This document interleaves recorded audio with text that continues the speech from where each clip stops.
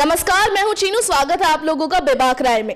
बेबाक राय के इस खास एपिसोड में हम जानेंगे कि साल 2014 फिल्मों के लिहाज से कैसा रहा। जहां पर हैप्पी न्यू ईयर, किक और पीके जैसी मूवी ने दर्शकों को लुभाया, वहीं कुछ महिलाओं पर केंद्रित फिल्में ऐसी थी जो दर्शकों को अपनी ओर आकर्षित करने में कामयाब रही। ऐसे में कुछ फिल्में अच्छी कहानी होने के बावजूद भी दर्शकों को नहीं लुभा पाई। तो आज की हमारी बेबाक राय का मुद्दा यही है, जिसमें मैं अपने वरिष्ठ सहयोगियों के साथ कुछ युवा पत्रकारों से जानूंगी कि ये साल फिल्मों के लिए कैसा रहा, क्या नयापन आया, क्या फिल्मों का चलन बदला है। तो एडविन जी, सबसे पहले मैं आपसे जानूंगी कि इस साल फिल्मों में क्या नया देखने को मिला। देखिए, फिल्मों की अगर बात करें तो इस साल तकरीबन 150 से अधिक फिल्में रिलीज़ हुई और बहुत सारी फिल्में ऐसी थी उसमें कि जो ब्लॉकबस्टर साबित हुई, जिसमें आप किक की बात कर सकते हैं, जेहू की बात कर सकते हैं, हैप्पी न्यू ईयर की बात कर सकते हैं और अभी हालिया जो फिल्म रिलीज़ हुई पीके, उसके बारे में आप बात कर सकते हैं। सभी ने अच्छा बिजनेस किया, लेकिन ज़्यादातर फिल्में ऐसी भी थी जो कि कहीं भी उनको नोटिस नहीं किया गया और वो बुरी तरह फ्लॉप रहीं। ट्रेंड बदल रहा है, फिल्में बदल रही हैं, कलाकार बदल रहे हैं, कहानियाँ बदल रही हैं, डिमांड बदल रही है, बॉक्स ऑफिस का कलेक्शन बदल रहा है। और हम एक बात इसमें जोड़ना चाहूँगा ख़ासतौर से मैं कि अब जबकि फिल्मों का एक अलग ट्रेंड शुरू हो गया है, तो उसमें यूट्यूब भी अपनी बड़ी महत्वपूर्ण भूमिका निभा रहा है। आज फिल्मों को क्या ट्रेलर आते हैं, उसमें लाखों लाखों आपको व्यूज़ देखने को मिल जाते हैं तुरंत।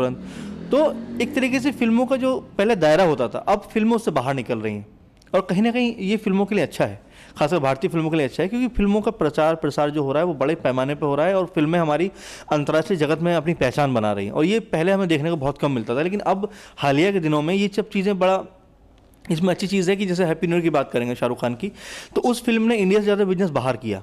तो ऐसी हमारी फिल्में भी आ रही हैं जो कि देश में तो बिजनेस कर ही रही हैं, इसके अलावा बहुत बड़ा बिजनेस वो विदेशों में भी कर रही हैं। तो एक नयापन ही आ रहा है फिल्मों में। और अंतर्राष्ट्रीयता की बात करें तो हमारी फिल्मों में वाकई अब क्वालिटी आने लगी है और उसमें एक नयापन है, कहानियों में नयापन है, कहानी कहने के ढंग में नयापन है, डायरेक्टरों में नयापन है, यानी कि तमाम तरीके से फिल्मों के अंदर हमें नयापन देखने को मिल रहा है, जो कुछ दिनों पहले तक मेरे ख्याल से गायब सा नज़र आ रहा था। अब फिल्मों के इस साल की 2014 की बात करें हम लोग, तो वाकई कुछ फिल्में बहुत ही बेहतरीन बनी हैं।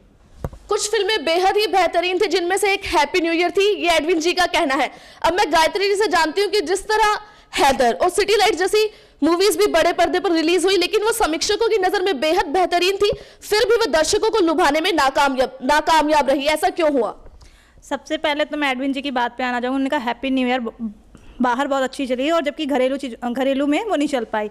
उसका कॉन्सेप्ट तो बेहद ही घटिया था, स्टोरी बिल्कुल भी अच्छी नहीं थी, सिर्फ वो शाहरुख के नाम पे बिकी थी कि वो शाहरुख ने परफॉर्म एज ए एक्टर, उन्होंने एज एन एक्टर काम किया, इसलिए वो बिकी। सेकेंड चीज़ आपने बोला कि सिटी लाइट्स, और सेकेंड मूवी थी आपकी हैदर, वो नहीं चल पाई। तो कभी कभी गायत्री जी वो चल पाई, समीक्षकों की नजर में अच्छी थी, लेकिन दर्शक शायद उतने नहीं बटोर पाई। एक सवाल जी, एडविन जी कुछ कहना चाहते हैं इस बारे में, वो गायत्री जी की बात से कुछ असहमत नजर आ रहे हैं। गायत्री मैम ने कहा कि हैप्पी न्यू ईयर कॉन्सेप्ट बहुत घटिया था, इस तरह का शब्द उन्होंने यूज़ किया। मैं मानता हूँ, या मैं जहाँ तक जानता हूँ, तो इस साल सिर्फ 8 या 9 फिल्में 100 करोड़ से ऊपर पहुँच सकी हैं। जब उसका कॉन्सेप्ट इतना घटिया था, इतना बेकार था, शाहरुख खान के नाम पे बोल रही फिल्म देखना है, तो शाहरुख खान के अंदर कोई चीज़ तो होगी जिस दर्शक जिससे मुतमईन है या उनसे सेटिस्फाई है, तभी तो फिल्म देखने के लिए आ रहे हैं। जी, गायत्री जी का कहना है कि फिल्में कहीं ना कहीं बड़े नाम पर चली, कहानी उनकी उतनी बेहतर नहीं थी। जैसा कि एडविन जी ने बोला कि 100 करोड़ का मतलब ये तो नहीं कि आपने परोस दी 100 करोड़ 300 करोड़ तो उसका कॉन्सेप्ट इतना अच्छा होगा। कभी कभी चीज़ें बहुत ज़्यादा प्रमोट करके भी या म्यूजिक के बेस पे भी फिल्में चल जाती हैं। मैं नहीं मानती कि स्टोरी, जैसे किक, आपकी मूवी देख लो, किक देख लो, आपकी हाईवे का मैं कहना जो हाईवे को मैं अप्रिशिएट करना चाहूँगी। उसका कॉन्सेप्ट भी अच्छा था और उसमें लोगों ने जो एक्ट किया वो भी अच्छा था। लेकिन हैप्पी न्यू ईयर, किक, पीके बहुत अच्छा परफॉर्म किया, उसका कॉन्सेप्ट भी बहुत अच्छा था। लेकिन जो हैप्पी न्यू ईयर की सर ने बात करी उससे मैं टोटली डिसएग्री हूँ कि उसका कॉन्सेप्ट बहुत अच्छा था। मे बी शाहरुख जैसे किक ने भी बहुत अच्छा परफॉर्म किया, 100 करोड़ के ऊपर की बजट की मूवी थी वो, तो किक और हैप्पी न्यू ईयर का कॉन्सेप्ट मुझे बिल्कुल पसंद नहीं आया। वो सलमान और शाहरुख के नाम पे बिकी थी। गायत्री जी का मानना है कि कहीं ना कहीं फिल्में नाम के आधार पर चलती है। गायत्री जी का यह भी कहना है कि कहानी अच्छी ना होने के बावजूद फिल्में म्यूजिक के बदौलत भी चलती है। दीक्षा जी, आप क्या कहती हैं इस बारे में? किस तरह का नयापन दर्शक देखना चाहते हैं फिल्मों में? देखिए चिरू जी, अगर हाल के दर्शकों की बात करें तो गायत्री जी ने बेहद सही कहा कि शायद एक्टर्स के नाम पर फिल्में ज़्यादा बिक रही हैं। क्योंकि देखिए किक जैसी मूवी में नवाजुद्दीन सिद्दीकी, जिन्होंने भले ही छोटा रोल किया लेकिन एक ऐसा रोल किया जो शायद बड़े बड़े एक्टर्स पे भारी पड़ गया। हैप्पी न्यू ईयर बिल्कुल मैं सही कहूंगी, ये तो नहीं कह सकते एकदम ही घटिया कॉन्सेप्ट था, बट हाँ बिल्कुल सही बात है कि कहीं ना कहीं स्टोरी ऐसी थी जो हजारों दर्शकों को लुभा नहीं पाई। अगर दर्शक देखने गए तो जाहिर सी बात है, अगर आपका कोई फेवरेट एक्टर है तो आप उसके नाम पर मूवी देखने जाएंगे, लेकिन वो फेवरेट एक्टर अगर एक्टर बना है तो जरूर एक लंबी जर्नी, जरूर कुछ अच्छा किया होगा या कुछ तो रहा होगा जो दर्शकों को अब तक लुभा रहा है। दीक्षा जी, मैं आपसे ये भी जानना चाहूंगी कि हैदर जैसी फिल्म जो कि मैकबेथ की नोवेल पर आधारित थी, फिर भी दर्शकों ने उसे उतना नहीं लुभाया, इसके पीछे क्या वजह रही? जहां तक मुझे याद है तो हैदर के अपोजिट बैंग बैंग आई थी जी। तो अगर दोनों फिल्मों को देखा जाए तो युवाओं को आकर्षित शायद बैंग बैंग ने ज्यादा कर डाला, जिसे हैदर पर वो भारी पड़ गई। ऐसा नहीं था, हैदर का कॉन्सेप्ट खुद में बेहद बेहतरीन, और अगर उसमें एक्टिंग की बात की जाए तो वाकई शाहिद ने लाजवाब एक्टिंग की है। उनका एक एक डायलॉग, किरदार, सब कुछ बहुत ही औसम था। लेकिन कभी कभी होता है कि दूसरी फिल्म पॉपुलैरिटी के कारण, एक्टर्स के कारण, या फिर कह लीजिए कि दर्शकों को लुभाने के मामले में, युवाओं के मामले में देखी जाए तो भारी पड़ जाती है। लेकिन इसका मतलब ये नहीं है कि जो फिल्म हिट नहीं हो पाई या जो 100 करोड़ के दस्तक नहीं दे पाई वो फिल्म फ्लॉप हो गई। कहीं ना कहीं बड़े नाम के आगे कहानियां अपना अच्छा प्रदर्शन नहीं कर पाती, कहानी छोटी रह जाती है और नाम बड़ा हो जाता है, ये दीक्षा जी का मानना है। पायल, आप क्या कहती है इस बारे में? आप खुद एक युवा है, फिल्में अक्सर देखने जाती हैं, आप क्या मानती हैं? बिल्कुल चीनू जी, मैं ये बोलना चाहूँगी कि आज की जो युवा पीढ़ी है वो ना फिल्म का कॉन्सेप्ट देखती है और उसके बाद वो मूवी देखने जाती है। और यहाँ तक कि जो युवा पीढ़ी है वो फिल्मों को देखना इसलिए पसंद करती है क्योंकि वो उनसे इंटरटेन होती है, इसलिए युवा पीढ़ी आज की जो है फिल्मों को देखना पसंद करती है। मेरा मानना है। आपकी नजर में युवा सिर्फ मनोरंजन चाहता है? हाँ, मनोरंजन चाहता है। अगर जिस फिल्म में एंटरटेन होगा वो उस फिल्म को देखेगी। जहाँ पर कॉन्सेप्ट की बात की जाएगी तो मेरे हिसाब से आज की युवा पीढ़ी उसको देखना पसंद नहीं करेगी। दीक्षा जी इस बारे में कुछ कहना चाहती है? जैसा कि इन्होंने कहा कि कॉन्सेप्ट देखती है आज की युवा पीढ़ी, तो मुझे नहीं लगता अगर कॉन्सेप्ट देखती तो किक और हैप्पी न्यू ईयर इतना बड़ा बिजनेस ना कर जाती शायद। जी, कहीं ना कहीं पायल का मानना है कि फिल्में सिर्फ मनोरंजन की वजह से चलती है। नीतू, आप कुछ कहेंगी इस बारे में? जी, मैं दीक्षा जी की बात से बिल्कुल भी सहमत नहीं हूँ। इन्होंने कहा कि पायल जी ने कहा कॉन्सेप्ट, ऐसा नहीं है कि आज जो सलमान खान अपने दायरे पर है, शाहरुख, सलमान, आमिर, क्या वो एकदम से आ गए? उन्होंने पहले मेहनत की तभी तो वो धीरे धीरे चलते आए। और अगर आप फिल्मों की बात करें तो फिल्मों का फ्लॉप होना, सक्सेस होना चलता रहता है।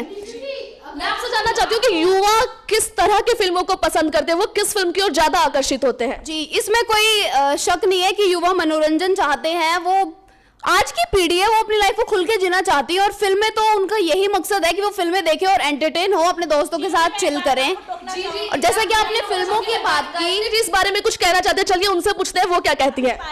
पायल जी और नीतू जी ने बोला कि युवा जो आज का यंगस्टर है वो एंटरटेन चाहता है। तो 3 इडियट्स में ऐसा क्या एंटरटेन था? 3 इडियट्स बहुत ही मोटिवेट करने वाली मूवी थी। वो 300 करोड़ के ऊपर का बजट ले गई, तो उसमें एंटरटेन क्या था? प्लस इन्होंने, नीतू जी ने ये बोला कि जो अभी बड़े नामों पे मूवीज चल रही हैं उन्होंने पहले स्ट्रगल किया। I totally agree. Aamir Khan, Shahrukh Khan, Salman Khan, इनकी हम आपके हैं कौन, हम साथ साथ हैं, दिलवाले दुल्हनिया ले जाएंगे, आमिर खान की अंदाज अपने सरफरोश, माना पहले इसमें था। आमिर खान अभी भी उस चीज़ पे बदौलत पर टिके हुए हैं, लेकिन शाहरुख और सलमान उस चीज़ से हट चुके हैं। कहीं ना कहीं वो भी, शाहरुख और सलमान अब आमिर को ही कॉपी कर रहे हैं कि साल में एक बार मूवी देंगे, लेकिन अच्छी मूवी देंगे। लेकिन मैं उनको दरकिनार करती हूँ, आमिर के जवाब में वो दोनों बिल्कुल जीरो हैं। जी, कहीं ना कहीं गायत्री जी इस बात को मानती है कि कहानी मायने रखती है।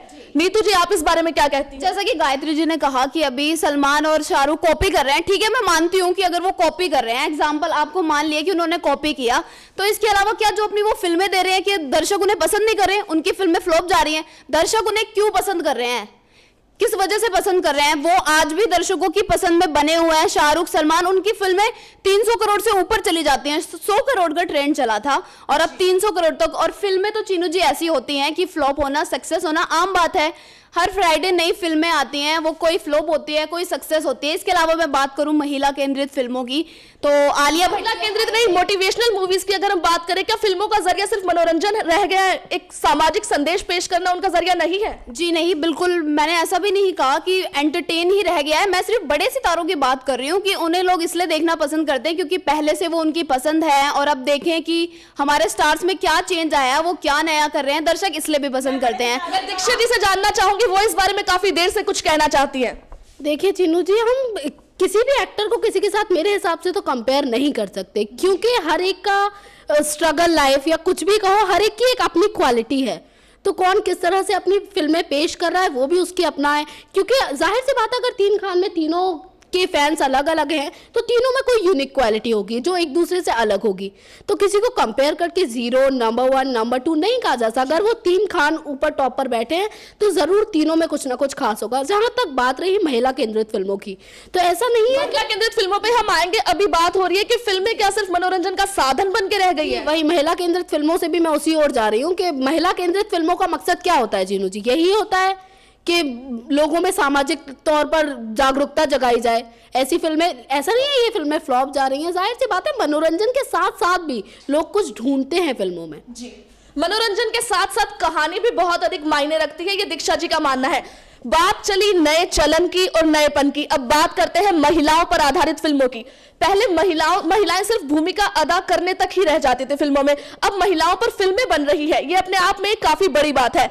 एडविन जी से मैं जानना चाहूंगी, जिस तरह मर्दानी, गुलाबी गैंग और हाईवे जैसी कई मूवीज इस साल आई जो दर्शकों को लुभाने में बेहद कामयाब रही, आप इस बारे में क्या कहेंगे?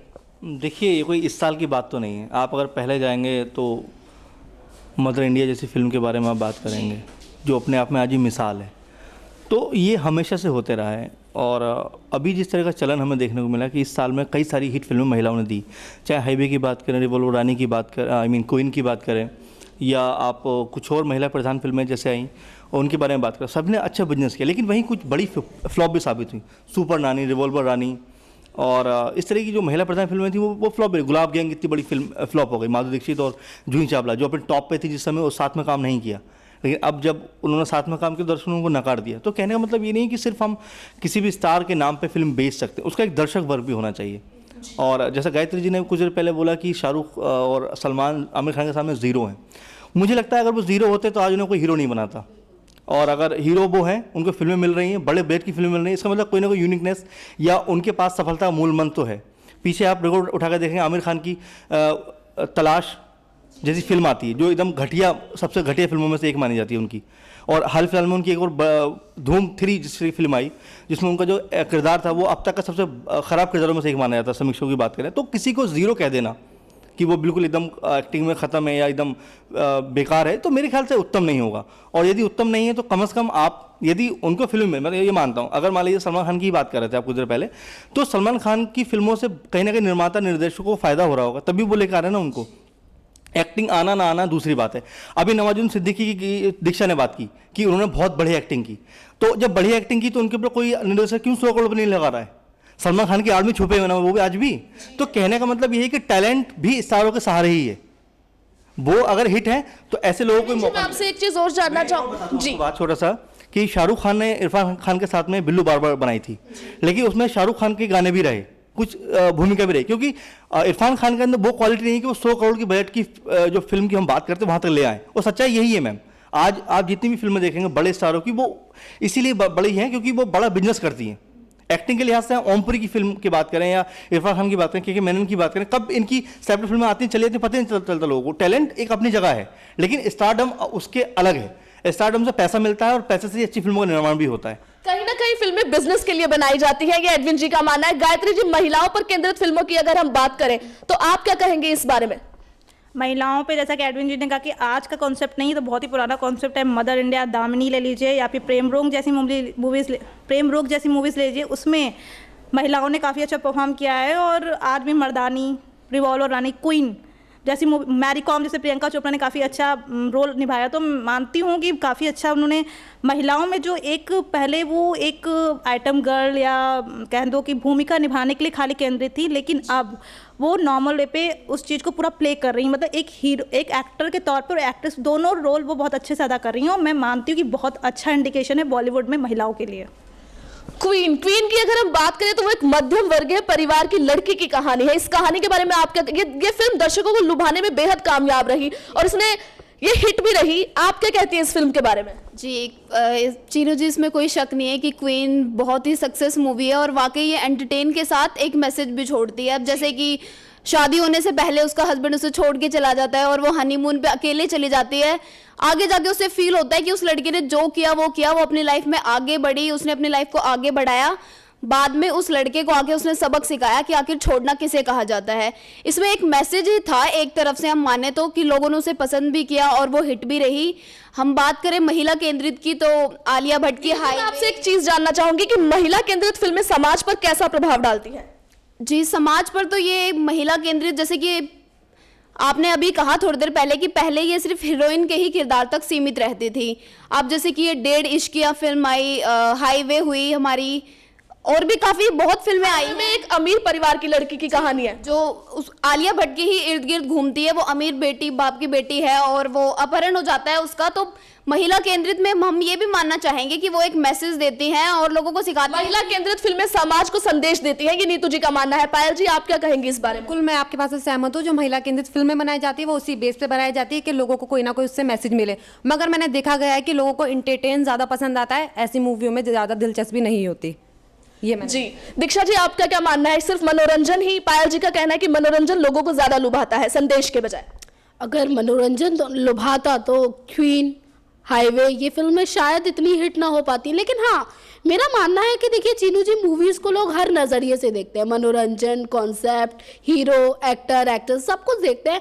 ओवरऑल मिलाकर जो पसंद आता है या कह लो कुछ यूनिक क्वालिटी दिखती है, वो चीज़ें हिट हो जाती हैं। इसमें कोई इतनी बड़ी बात नहीं है कि ये फरहान खान की मिल्खा सिंह भाग मिल्खा भाग काफ़ी हिट गई, जिसके बाद उनका अभिनय आज तक उन्हें एक बेहतरीन एक्टर के रूप में जाना जाता है। उन्हें काफ़ी अवार्ड्स मिले इस फिल्म को लेकर। लेकिन ऐसा नहीं कहा जा सकता कि कुछ ही एक्टर्स की फिल्में चलती हैं, कुछ ही फिल्में चलती हैं। हर तरह की फिल्म आज दर्शकों को लुभा रही है। फिल्मों में हर किसी की भूमिका बेहद अहम होती है, डायरेक्टर से लेकर एक्टर तक, और दर्शक मनोरंजन के साथ साथ कुछ नयापन जरूर चाहते हैं।